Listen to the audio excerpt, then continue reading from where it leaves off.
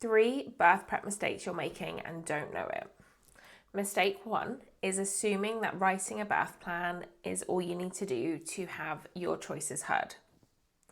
Mistake 2 is worrying that you not coping with the pain of birth will be the problem.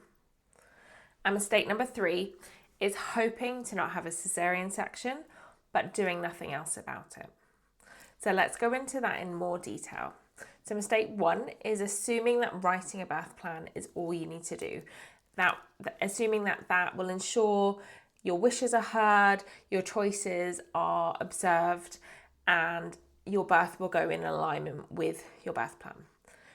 We know on the flip though that a birth plan is simply a birth preference list. It's giving some details about your wishes, but birth moves in lots of different ways, and we know that health professionals aren't constantly referring back to your birth plan.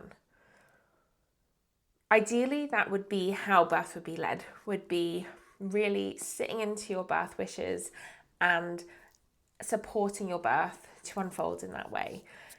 Because of the nature of our maternity system, it's quite medicalized. Because of the nature of birth and different perspectives, generally the birth plan is written and it's perhaps read at the beginning, and then often it's not referenced back to on the journey, which in and of itself might feel surprising and it's quite frustrating because you can put a lot of energy into your birth plan, but then doesn't hold as much merit as kind of you hoped. So what we do need to do instead is have some really solid grounding knowledge about birth, how birth works, how your body works, how we can support that, what are possibilities, what are medical intervention possibilities, and how you would navigate all of these. Having a really good foundation of knowledge then allows you in the moment to make decisions, because we know that you will have to make some decisions generally during your labour, and having that grounding will really help rather than hoping for it to all resonate from your birth plan. Number 2 is worrying that you not coping with the pain of labour is the problem. Firstly, your body is made to birth your baby.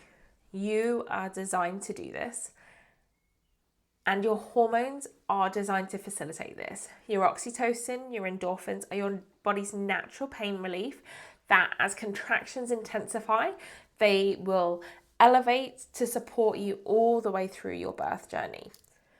What we do know though is there's lots of things that inhibit these hormones. There's lots of things that cause bumps in the road for birth. Things like environment, who's around you, what's happening, how birth is progressing on its own, and what are all the factors that will affect your birth. So you coping isn't the problem. The people around you, the environment, all these different factors are the things that will impact your birth. So don't worry about judging yourself for not coping. I hear a lot of people say, I have a really low pain threshold. That isn't the thing that dictates how your birth will go. Instead, it's supporting birth in the most natural way that allows birth to unfold. Birth, your body knows how to birth your baby. If we step out of the way, your body can do all the work.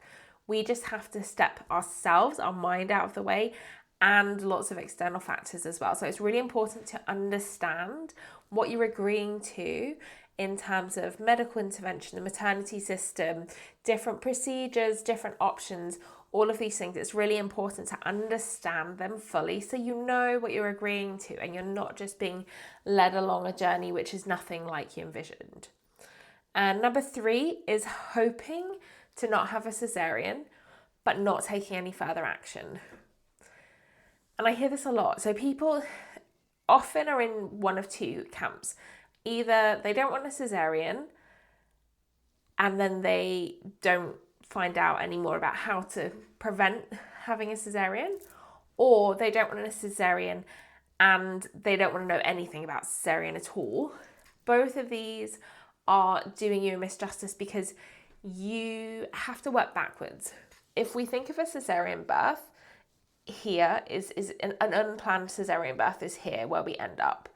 There are lots of steps on the path that lead to this cesarean birth. And understanding these steps and how they lead to cesarean birth is key to preventing that trajectory towards a cesarean birth. We want to take steps to the trajectory of a natural birth. If that's your goal, we need to take the steps to get there. So this is why it's so important to feel fully educated and empowered as you go into birth, and know what you need to know. If you would love to know more, I'm running a free workshop and it's called Water Birth Essentials, What You Won't Learn in Other Courses. We break down these aspects of water birth as well as so many other key elements to birthing your baby on your terms. So if you'd like to know more, either click the link below or send me a DM and I will send you the link. It's your birth, it's your body, and it's your baby. So learning how to do things on your terms is key. So taking that step now and getting the support you need. Okay, thanks lovelies, bye.